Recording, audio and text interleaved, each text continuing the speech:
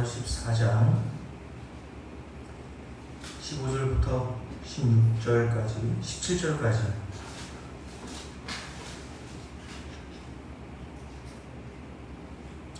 로마서 14장 15절부터 17절까지 함께 읽습니다.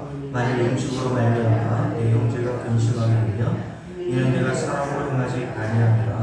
그리스도께서 대신하여 입으신 형제를 내 음식으로 망하게 하지 말라. 그러므로 너희의 선한 것이 비방을 받지 않게 하라. 하나님의 나라는 먹는 것과 마시는 것이 아니요 오직 성령 안에 있는 의와 평강과 희락이라. 아멘. 지난주에 17절 말씀, 하나님의 나라가 무엇이고 하나님의 나라가 아닌 것이 무엇인지에 대해서 먼저 살펴보았습니다. 먼저 하나님의 나라가 아니라고 하는 것에 대해서 먹는 것과 마시는 것이 아니다라고 말씀하고 있고, 그리고 하나님 나라는 무엇인가? 의와 평강과 희락이라고 말씀하고 있다는 거죠. 여러분들, 의와 평강과 희락이라는 이 단어가 왜 여기에 등장하고 있는지 여러분들 이유를 아십니까? 이것을 좀 이해하려면 지난주에 여러분께 이미 말씀드렸던 하나님의 나라라고 하는 이 단어와 함께 중요하게 여겨져야 될 두 가지 단어에서 이렇게 말씀을 드렸죠. 하나님 나라는 누구만 들어간다고 했어요? 형제들만 들어간다고 했죠. 그럼 성경에서 말하는 형제들은 누굽니까? 두 번째 중요한 단어가 뭐라고 했습니까? 믿음이라고 하는 단어라고 했잖아요. 자, 그래서 13절부터 17절 말씀 쭉 읽어보면 13절에 형제, 그리고 15절에 형제라는 단어가 계속 반복되어 나오고 있고, 14장 맨 앞부분 1절부터 우리가 이미 살펴본 9절 말씀을 보면 믿음이라는 단어가 또한 계속해서 등장하고 있는 것을 보게 되죠. 그러니까 성경에서 말하는, 바울이 여기서 언급하고 있는 형제들이라고 하는 무리들이라는 것은 무엇과 관련되어 있냐면 믿음이라는 것과 항상 관련되어 있단 말입니다. 그러면 성경에서 말하는 형제라는 것은 믿음이 거기에 개입되고 있지 않고 성경에서 말하는 믿음을 소유하고 있지 않은 자는 형제로 보지 않는단 말이에요. 맞습니까? 교회에 함께 오랫동안 다니는 사람들이라 할지라도 흔히 우리가 주일학교나 중고등부 예배 때 교회 안에서 형제님, 자매님이라고 부르라고 이렇게 해서 자주 불렀던 기억이 나시죠? 왜냐하면 주일학교, 중고등부 청년 때까지만 해도 직분들이 없잖아요. 제 딸은 저에게 잘 모르니까 아빠가 목사가 하니까 지난번에 한번 물어보더라고요. 아빠 왜 나한테는 왜 집사를 안 주냐는 거예요. 그래서 제가 얘기를 해줬죠. 보통 결혼하고 해야 집사식도 주고 원사도 주고 그러는 거다. 너 아직 청년 아니냐. 그랬더니 자기는 주일에 한 번도 안 빠지고 신앙생활도 20년 넘게 엄마 뱃속에서부터 해왔고 했는데 왜 나는 집사식을 안 주냐고 얘기하더라고요. 일면 타당한 이야기일 수도 있지 않습니까? 근데 여러분들이 교회에서 받는 집사, 권사, 장로, 목사라고 하는 직분이 성경에서 말하는 형제라고 하는 단어와 무슨 관계가 있나요? 관계가 없단 말이에요. 집사라서 권사라서 하나님 나라 가는 게 아니라 성경에서 말하고 있는 이 형제들만 가는데 이 형제들이 가지고 있는 공통점이 뭐라고 했습니까? 믿음이 있단 말이에요. 근데 성경에서 말하는 믿음이라는 것은 우리가 지난주에 말씀을 드렸던 것처럼 히브리서 11장에서 하나님께서 믿음이 없는 자들을 기뻐하지 않으시고 믿음이 있는 자들만 기뻐하신다 그랬잖아요. 그죠? 믿음이 없이는 하나님을 기쁘시게 못한다고 했어요. 그러면 성경에서 말하는 믿음, 성도들이 가지고 있고 형제들이 가지고 있는 믿음이 도대체 무엇인지를 여러분들이 아십니까? 이게 굉장히 중요한 문제거든요. 자기는 당연히 오랫동안 교회 다녀왔고 직분도 있기 때문에 당연히 성경에서 기록하고 있는 믿음이 있을 거라고 생각을 하는데 성경에서 말하고 있는 믿음이 무슨 믿음인지조차도 모른단 말이에요. 이 시대에 교회 다니는 많은 사람들이 그냥 당연히 믿고 있다라고 하는 추상적인 생각만 가지고 교회에 들락날락한단 말입니다. 당연히 죽으면 하나님 나라 들어간다고 생각해요.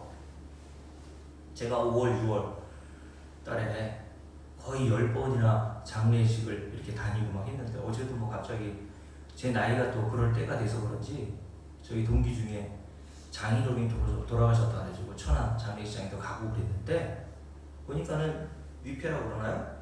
이름은 잘 기억이 안 나는데 권사님이라고 이렇게 돼 있더라고요. 십자가 이렇게 그려 있고. 우리는 다 그런 직분을 가지고 있고 십자가 딱 위패에 그려져 있으면 저 사람은 하나님 나라 들어갔을 거야. 누가 그럽니까? 하나님께서 우리의 직분을 보시고 하나님 나라에 들여보내주실지 그렇지 않을지 결정하십니까? 여러분들이 신앙 연수를 보시고 너 교회 다닌 지 오래됐구나? 그러니까 하나님 나라의 직행이라고 하나님 나라의 관광버스를 태워서 여러분들을 들여보내시냐고요. 하나님 나라에 들어가는 자들은 다 믿음을 소유가 있단 말이에요. 그래서 우리가 어렸을 때 불렀던 찬송이 있지 않습니까? 복음성가. 돈으로도 못 가요? 하나님 나라. 뭐로 간다고요? 믿음으로 가는 나라? 하나님 나라라고 얘기하잖아요. 근데 그렇게 중요한 믿음을 왜 여러분들이 여태까지 모르고 살아왔냐는 거예요. 믿음이 있어야 하나님 나라 들어간다는 것은 누구나 잘 알고 있어요. 근데 정말 성경에서 말하는 하나님을 기쁘시게 하는 믿음이 내게 있는가는 점검해보지 않는 사람들이 너무나 많단 말입니다. 왜요? 목사들로부터 교회 안에서 도대체 그런 믿음이 뭔지를 배워보지 못했거든요. 그냥 목사도 당연히 교회 한 1년 정도 다니고 세례 받고 집사 짓고 있으면 믿음이 있는 거라고 쳐줍니다. 그러니까 교회 다니는 사람들이 자기에게 그런 믿음이 있는가 없는가를 고민해보지도 않아요. 김성수 목사님이 작사한 집으로 가자라고 하는 복음성가에 보면, 우리가 함께 불러봤던 그 복음성가 내용 가사에 보면 이런 가사가 있죠. 하나님 알기 위해 여러분 얼마나 고민했나. 그리고 또 그런 가사도 있죠. 여러분들이 이 세상을 떠날 때에 내가 과연 하나님 나라 들어갈 수는 있는가 고민해 봤습니까? 덮어놓고 목사가 그냥 당신은 집사하고 신앙생활 오래 했으니까 하나님 나라 들어갑니다. 그거 믿는 거예요? 그런 말에 속지 말란 말이에요. 오늘 로마서 15장에도 보면요, 바울이 로마에 있는 그리스도인들을 향해서 뭐라고 말하냐면 30절 볼게요. 뭐 다른 서신서들에도, 바울이 쓴 서신서, 베드로가 쓴 서신서들에도 이러한 단어들이 굉장히 많이 등장합니다. 30절 말씀을 보십시오. 함께 읽습니다. 형제들아, 내가 우리 주 예수 그리스도와 성령의 사랑으로 말미암아 너희를 구하노니 너희 기도에 나와 힘을 같이하여 나를 위하여 하나님께 빌어달라고 얘기합니다. 로마에 있는 그리스도인들을 가리켜 뭐라고 불러요? 형제들이라고 부르죠. 바울은 유대인이었고 로마에 있는 그리스도인들은 대다수 이방인들이라고 얘기했어요. 유대인들은 이방인들을 괴리지 취급한다고 그랬죠. 유대인들에게 형제는 아브라함의 후손 혈통적 유대인으로서 하나님의 율법을 함께 행하는 자들만 형제로 봤단 말이에요. 그리고 유대인 이외에 아브라함의 혈통을 이어받지 않는 모든 족속들을 괴리지, 이방인들로 봤단 말입니다. 저들과 우리는 절대 형제가 될 수 없어. 그런데 성령을 받은 바울이 그렇게 괴리처럼 여겼던 이방인들에게 형제들이라고 불러요. 이건 어마어마한 변화와 혁신, 개혁이 일어난 겁니다. 사람은 개혁될 수가 없어요.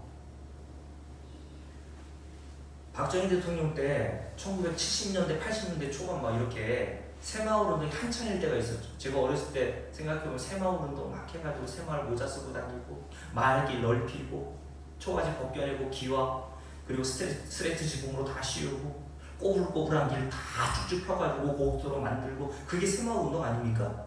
잘 살아보자, 잘 살아보세, 잘 살아보세. 우리도 한번 어떻게 보세? 잘 살아보세. 그래서 얼마나 많은 개혁과 얼마나 많은 변화가 우리 그 당시의 시대에 일어났습니까? 그런 것들은 개혁이 된단 말이에요. 과학 문명은 개발이 돼서 개혁이 될 수 있어요.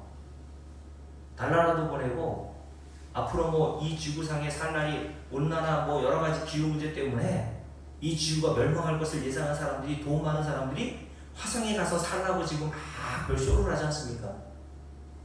여러분도 못 가요. 돈을 줘서. 돈 있는 사람만 갑니다.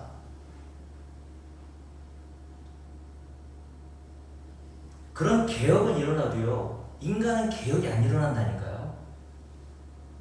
그래서 이장호 목사님이라는 분은 자기 설교, 예레미야 32장인가요? 설교 제목이 개혁이 안 되는 인간, 이렇게 돼 있더라고요.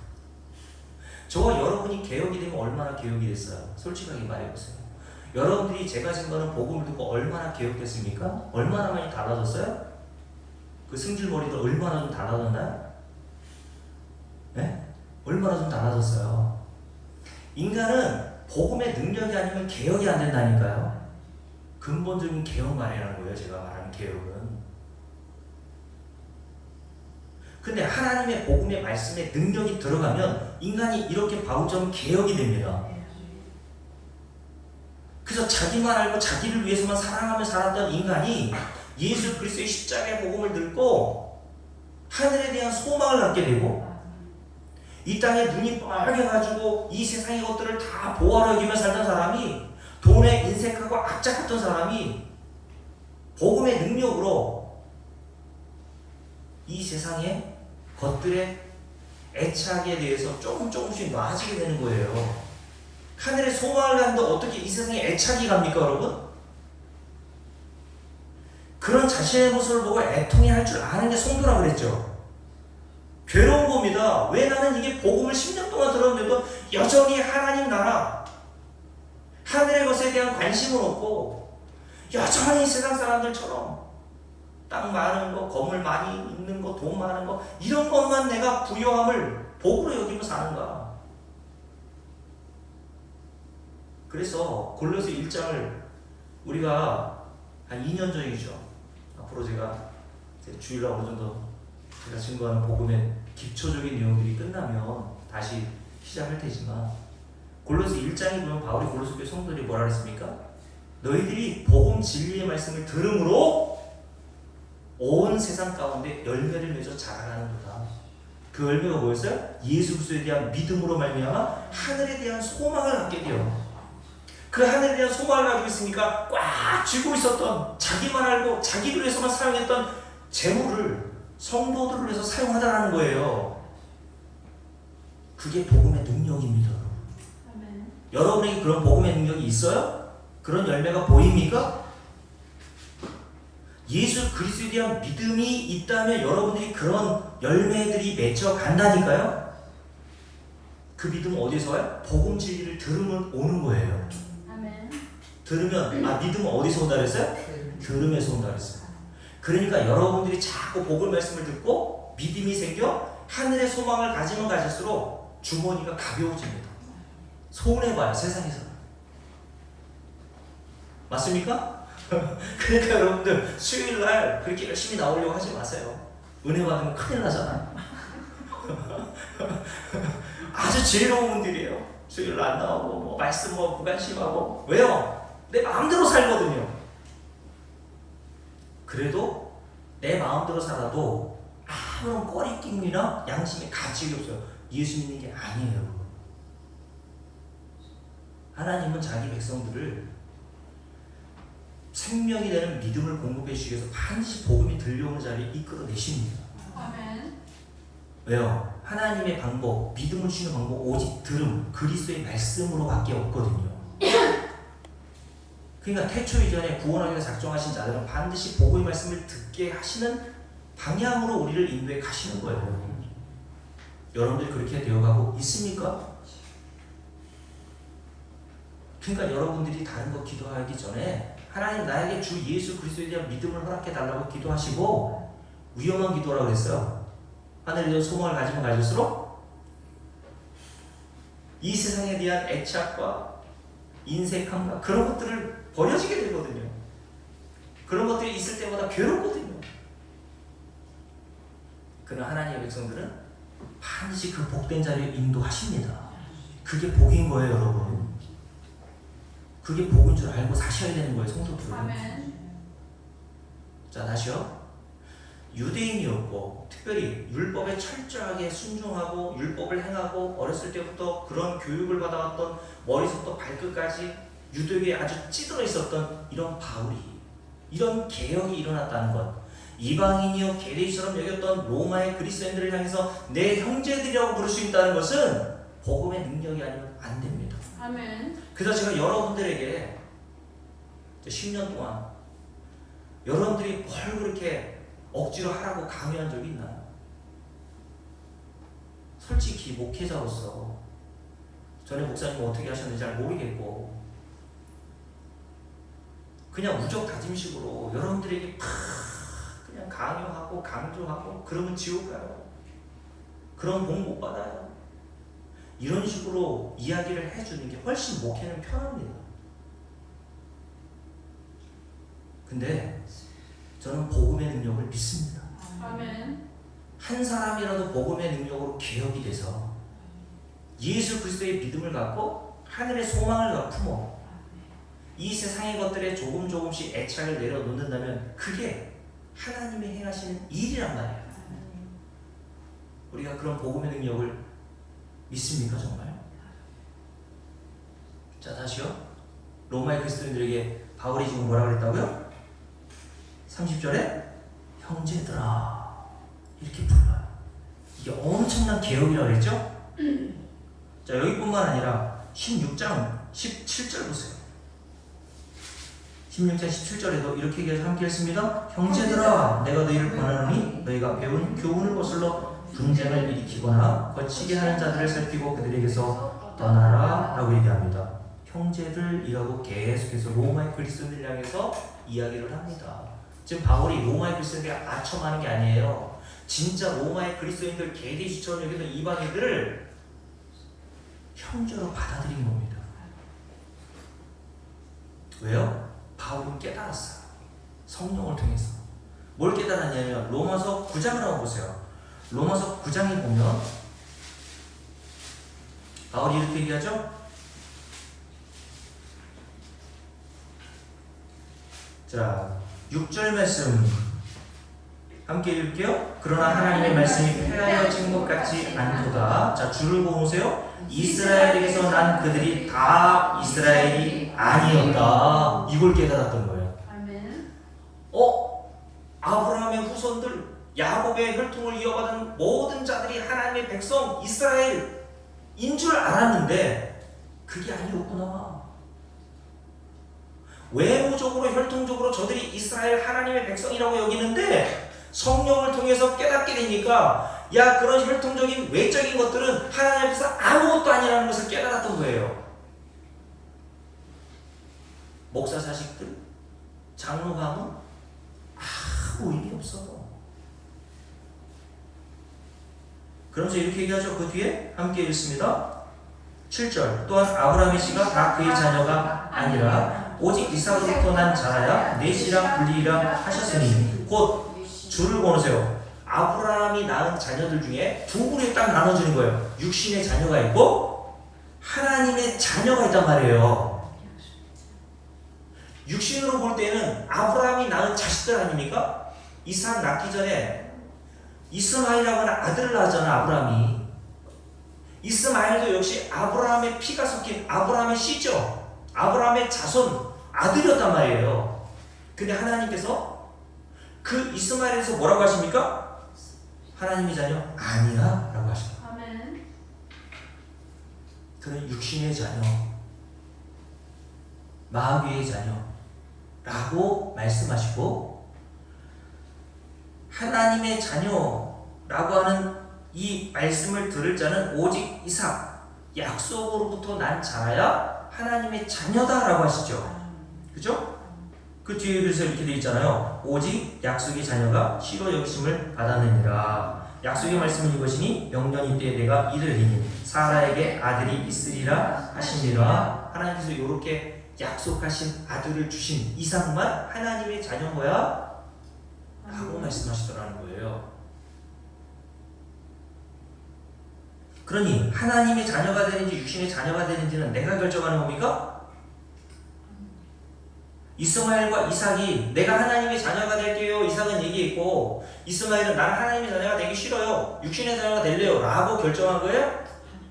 아니란 말이에요. 그래서 그 뒤에 뭐라고 되어 있습니까? 11절 함께 했습니다. 그 자식들이 아직 나지도 아니하고 무슨 선이나 악을 행하지 아니한 때에 주를 원하는 예전에 택하심을 따라 되는 하나님의 뜻이라고 되어 있죠.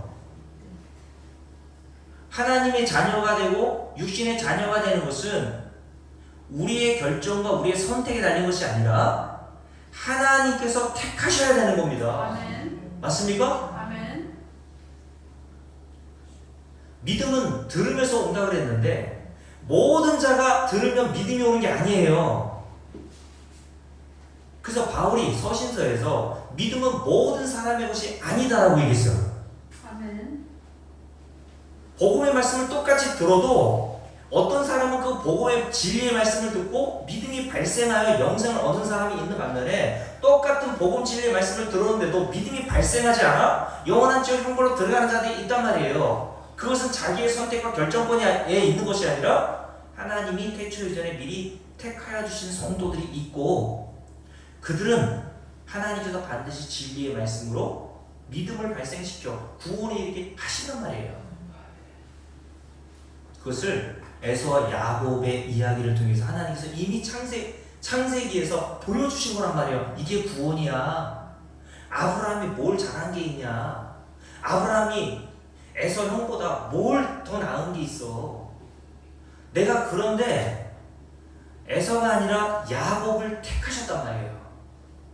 자격과 조건을 보고 택하신 게 아니잖아요.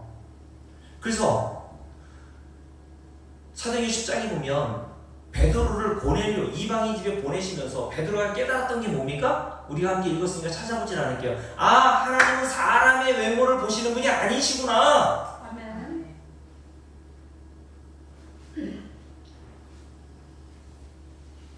그걸 깨달았단 말이에요. 하나님은 저와 여러분을 택하시고 구원하기로 결정하셨을 때 여러분의 뭘 보고 어떤 조건과 자격이 있어 구원하시고 기로 택하신 바가 아니란 말이죠. 왜 여러분과 저를 택하셨을까요? 몰라요. 우리는 모른단 말이에요. 왜 우리 이금희 원사님을 하나님이 택하셔서 믿음을 발생시켜 구원에 이르게 하셨을까요? 몰라요. 우리는.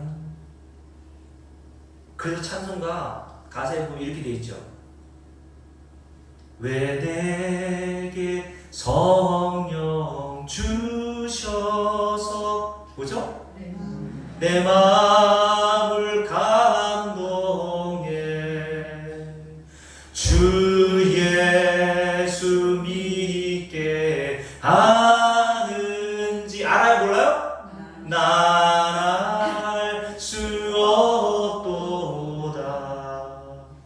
이런 놀라운 은혜를 내게 주신 이유가 없어요. 그냥 하나님의 자비와 은혜예요. 그냥 내게 이유가 없단 말이에요. 그게 난 알 수 없어요. 여러분들이 신앙생활이라는 것은 가면 갈수록 이 고백이 나오는 겁니다. 왜 나 같은 인간을 택하셨지? 난 알 수 없도다. 아, 하나님의 무궁하신 자비와 긍휼 덕분이구나. 그래서 바울이 나는 죄인 중에 괴수인데 왜 나를 택하셨을까? 똑같은 고백하는 겁니다. 왜 주 예수 믿게 하는지. 예수를 박해하고 핍박하고 예수 믿는 자들을 다메섹 고산까지 가가지고 잡아서 처단하여 형을 집행하려고 그렇게 열심히 했던 유대인 중에 유대인, 바리새인 중에 바리새였던 바울이 왜 예수 믿게 하셨는지, 왜 그를 찾아오셔서 계시의 복음의 말씀을 듣게 하셨는지 알 길이 없는 거예요. 세상적으로 보면 저 사람이 나보다 훨씬 나은 사람들이 많잖아요. 안 그래요? 제가는 제 친구 목사 사모인데 부목으로 있거든요. 친구가. 그 사모가 이제 공주에 같이 있는데 와, 사회적으로 활동도 많이 해요. 그 사모가 저한테 그런 얘기 하더라고요. 교인들보다 예수 안 믿는 사람들이 훨씬 더 인격적이고 배려심도 깊고 그런 사람들이 많더라 이렇게 얘기하더라.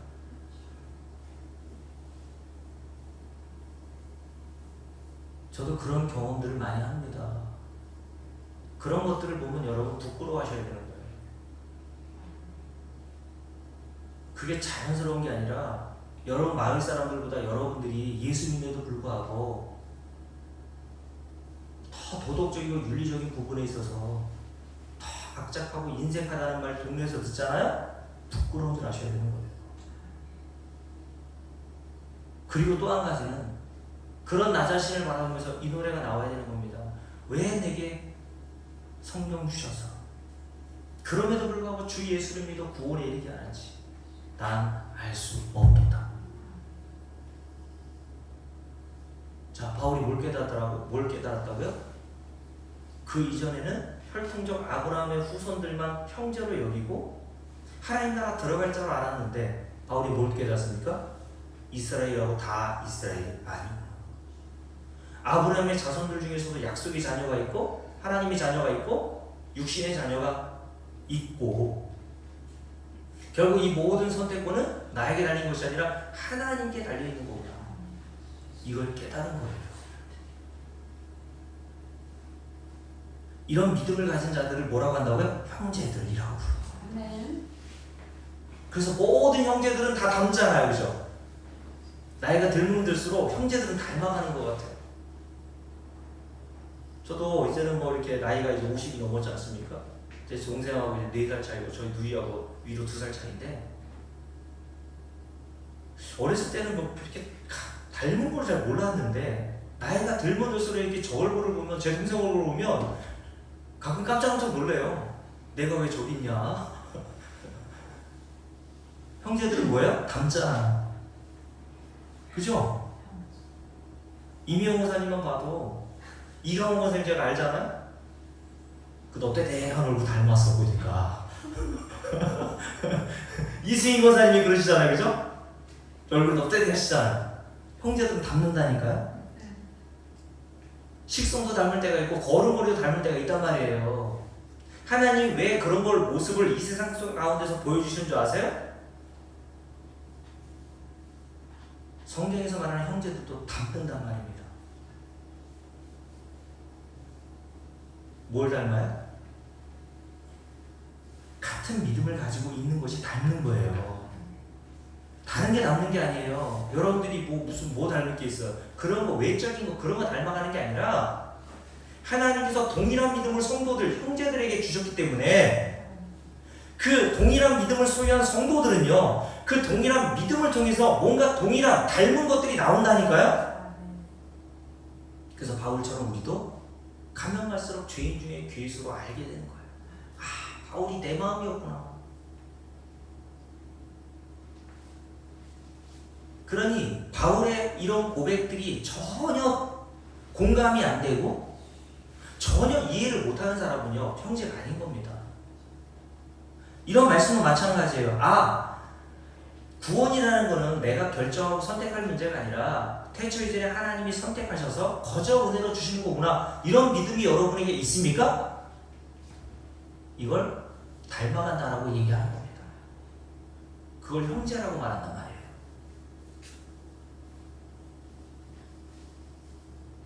그래서 베드로도 자신의 서신서를 받아볼 성도들을 향해서 형제들이라고 표현했습니다. 베드로도 유대인이잖아요.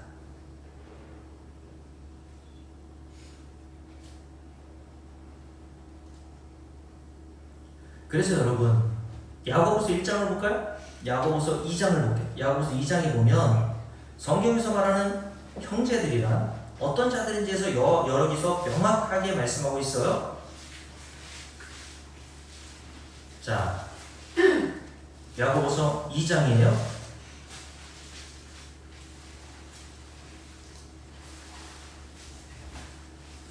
1절 함께 읽습니다. 네, 형제들아. 자, 야고보도 이 서신을 받아볼 성도들을 향해서 뭐라고 불러요? 네, 형제들이라고 부른단 말이에요.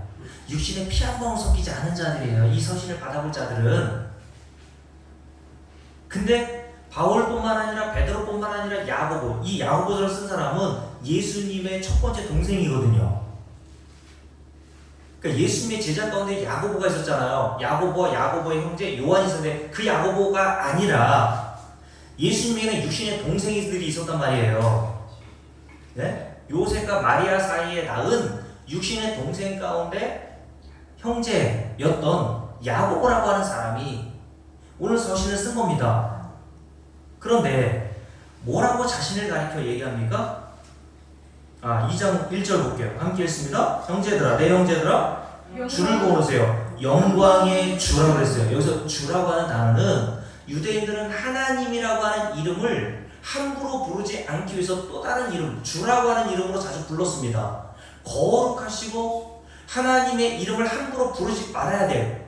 그런 분으로 여겼기에 유대인들은 하나님이라고 하는 여호와라고 하는 이름을 주, 아도나이라고 하는 이름으로 대신 불렀던 경우들이 많았어요. 그래서 여기서 주라고 하는 단어는 그냥 사장이라든가 세상 가운데 뭐 나보다 직급이 높은 사람을 부를 때 주인이 아니라 하나님을 말할 때 주라는 단어를 씁니다.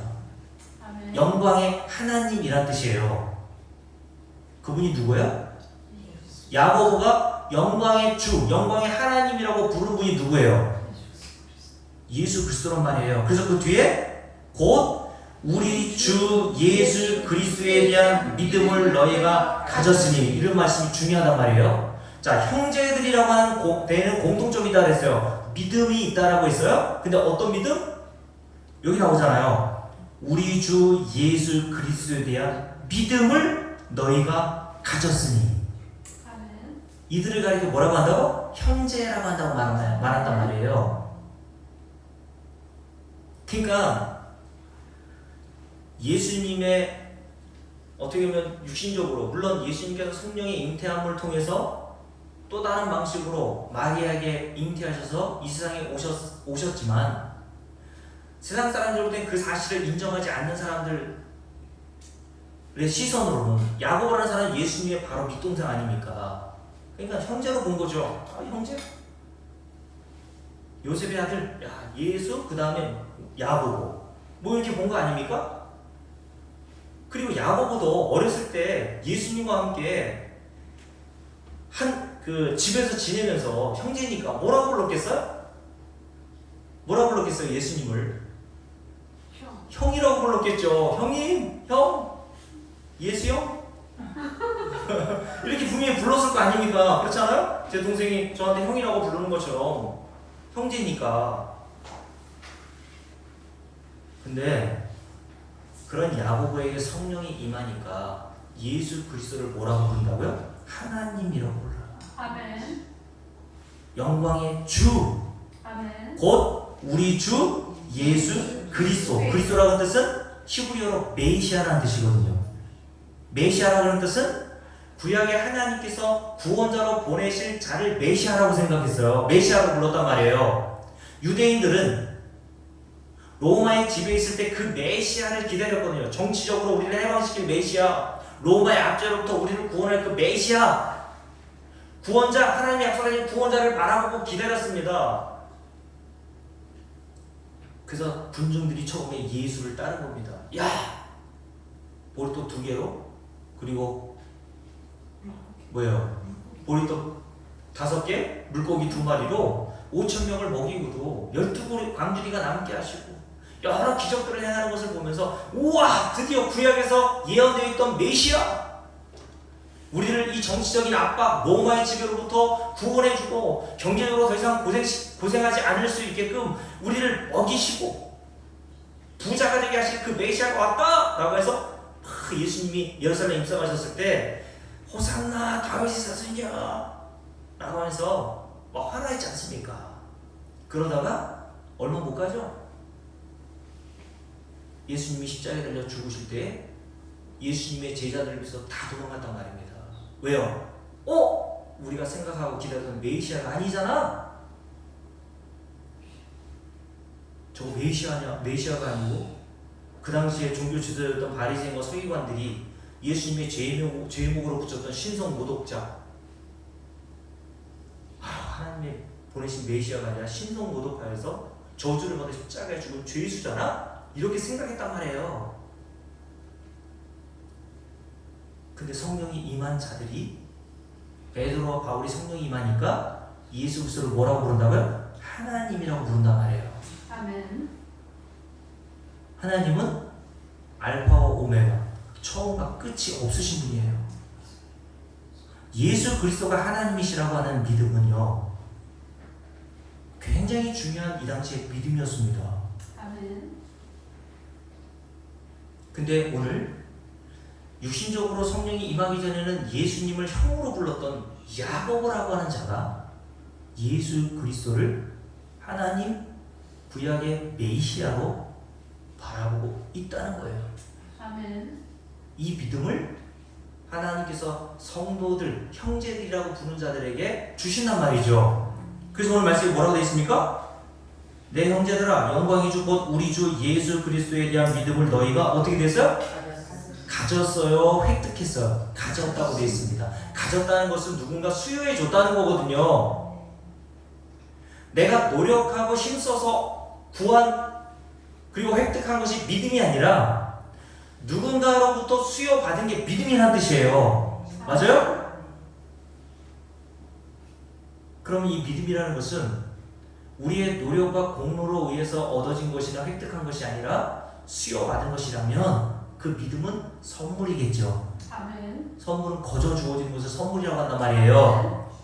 그래서 에베소 2장 8절에서 뭐라 했습니까? 너희가 그 은혜로 인하여 믿음으로 말미암아 구원을 받았으니 이는 행위에서 난 것이 아니요 하나님의 선물이라. 아멘. 하나님께서 너희들의 자격과 조건, 너희의 행위를 보시고 믿음이라는 것을 줄만해서 주신 것이 아니라 하나님이 무상으로 택하신 자들에게 거저 주셨다는 거예요. 믿음을. 그래서 뭘 얻었어요? 구원을 받았으니라고 되어 있는 거예요. 구원도 획득하는 게 아니라 받았으니까 누군가 수여해 주신 분이 있다는 얘기잖아요. 아멘. 그러니 예수님의 육신의 동생이었던 야고보야말로 생각해 보세요. 어렸을 때부터 함께 자라난 형제인 예수를 하나님의 아들로 인정하기에 가장 어려웠던 사람 중에 한 사람이 야고보 아니었을까요? 안 그랬어요? 그랬잖아요. 그래서 예수님께서 나사렛 동네에 가셔서 복음의 말씀, 이사야서의 복음 말씀을 증거할 때 동네 사람들이 뭐라고 얘기했습니까? 야, 네가 무슨 메시아야? 내가 네 족보를 알고 네 아버지하고 어머니를 알고, 야, 네 아버지하고 나하고 친구지가 아니야 임마. 오촌, 당수, 예? 거기 다 살았단 말입니다. 사촌들 많이 살고. 그러니까 어렸을 때부터 시족 사회로 같이 살았던 사람들이 거기에 모여 있는데, 나사렛 동네에 모여 있는데 예수님이 오셔가지고 이사야서 쭉 읽어주시면서 이사야에서 예언한 그 메시아가 바로 납니다. 그러니 제일 못 믿을 사람이 누구였겠냐고요? 동네 사람은 말할 것도 없고 예수님의 육신의 형제들이 아니었을까요? 근데 야고보가 그런 불가능한 믿음을 가질 수밖에 없는 상황에서 예수를 이렇게 알고 이렇게 믿었다는 것은 하나님의 능력이 아니면 안 된다는 거예요. 이거는. 아멘. 그래서 1장 1절을 보세요. 예수님의 동생이었던 야고보가 자기를 이렇게 표현하죠. 함께 읽습니다. 하나님과 주 예수 그리스도의 뭐예요? 나 동생이야. 그럴 수 있잖아요. 나 예수의 동생이야. 아, 그분이 구약의 메시아 그리스도 맞아. 아, 그런 위대한 분이 내 형이야. 나 그 동생이라니까. 이렇게 얘기할 수 있잖아요. 사람은 그렇게 자기를 높이고 싶잖아요. 예? 자기가 정말 이렇게 높이고 싶을 때 자기는 뭐 별거 가진 것도 없고 위대한 것도 없을 때 어떻게 합니까? 보통 자기가 아는 사람 중에 제일 알만한 사람, 그런 사람을 내세우지 않습니까? 공주시장 여러분들이 조금만 알아봐요. 어깨 이만큼 뽕 들어가가지고 아유, 최원철 알아? 최원철? 나 걔랑 친구야. 이렇게 뻐기고 싶은 것이 인간인데 오늘 야고보는 자기를 뭐라고 가르쳤다고요? 나는 주 예수 그리스도의 종이야. 아멘. 라고 얘기했어. 바울도 나는 예수 그리스도의 종이라고 얘기했단 말이에요. 이게 동일한 성령이 임하여 같은 믿음을 가진 자들에게 나오는 열매였다니까요. 아멘. 그러니 이런 믿음이라는 것은 인간이 스스로 노력하여 획득하여 얻을 수 있는 것이 아니라 성령께서 하나님을 통해서 성령을 통해서 주시는 그 믿음이 성도들에게 수요가 되어야 이런 고백이 나온단 말이에요.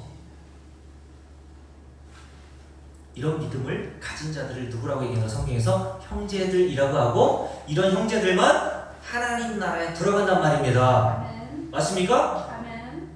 여러분들은 그러므로 이런 믿음이 있는가를 자신을 바라보고 점검해 봐야 되겠죠. 그럼 예수 그리스도에 대한 믿음은 어떤 믿음일까요? 예수 그리스도에 대한 믿음이라고 그랬어요. 그러니까 있잖아요. 어떤 믿음이에요? 다음 주에 여기에 대해서 좀 더 설명해 드리겠지만 마태복음 13장을 먼저 볼게요. 마태복음 13장. 자, 마태복음 13장.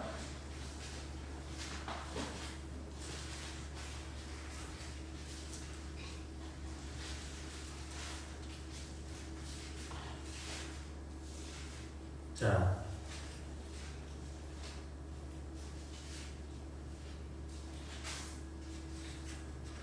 마태복음 13장 피셨죠? 12장이면 마태복음 12장. 자, 46절부터 함께 쭉 읽습니다. 예수께서 우리에게 말씀하실 때 그의 어머니와 동생들이라고 했죠. 그의 어머니와 동생. 어머니는 누구? 예수님의 어머니 마리아. 동생들이라고 했으니까 복수로 되어 있으니까 예수님 밑에 줄줄이 사탕으로 동생들을 마리아와 요셉이 낳은 거란 말이에요. 그들의 이름을 마태복음 13장에 보면 나와요. 마태복음 13장 55절을 볼게요. 그 뒤에 얼른 넘겨보세요. 13장 55절.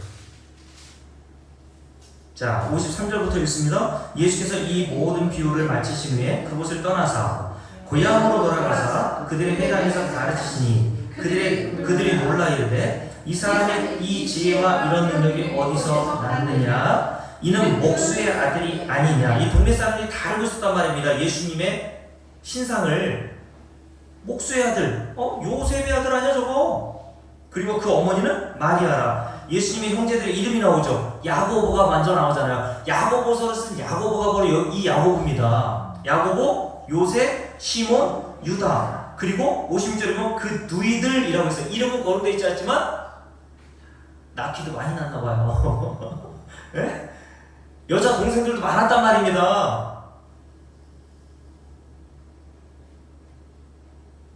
자, 근데 56절 그 누이들은 다 우리와 함께 있지 아니하냐. 그런즉 이 사람이 이 모든 것이 어디서 났느냐고 예수를 어떻게 했어요? 배척한지라. 예수께서 그들에게 말씀하시되 선지자가 자기 고향과 자기 집 외에서는 존경을 받지 않음이 없느니라 하시고 그들이 뭐 했습니까? 믿지 않음으로 말미암아 거기서 많은 일을 행하지 아니하시니라. 그들이 믿지 않았단 말이에요. 네가 그리스도 메시아야? 하나님의 아들? 웃기고 자빠졌네.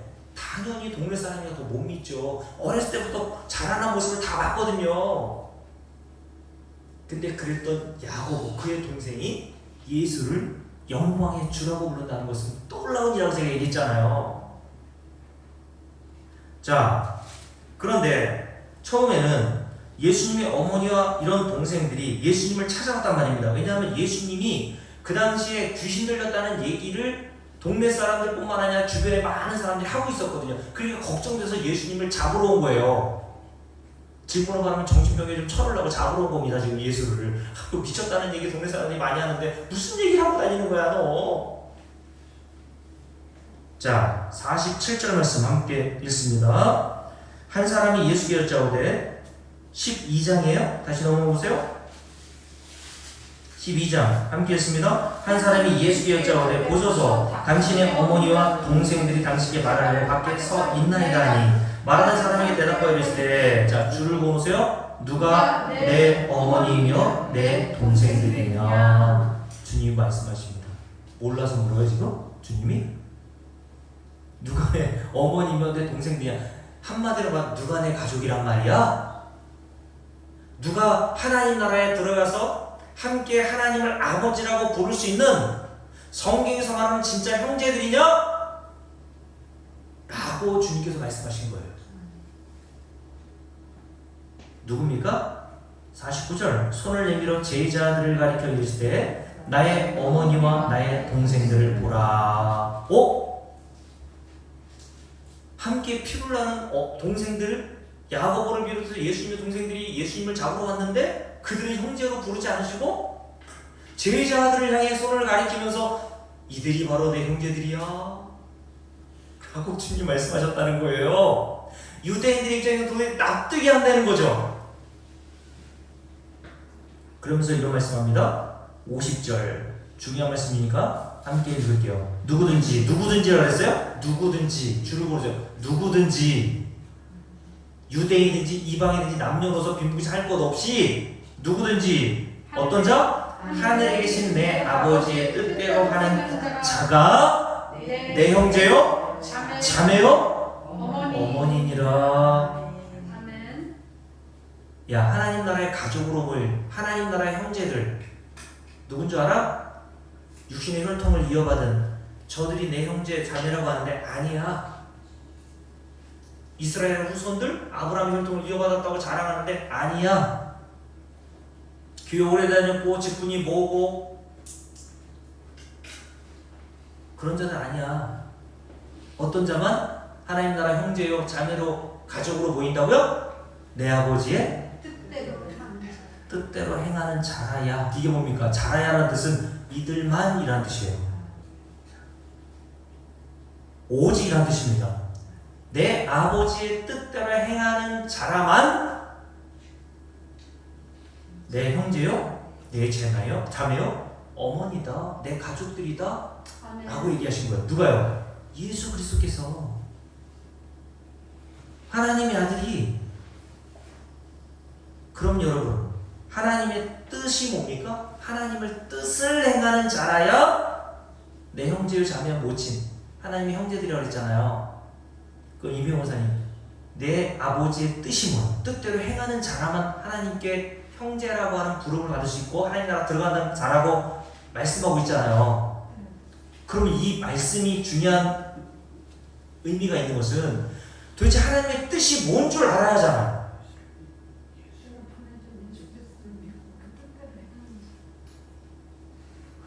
잘하셨네.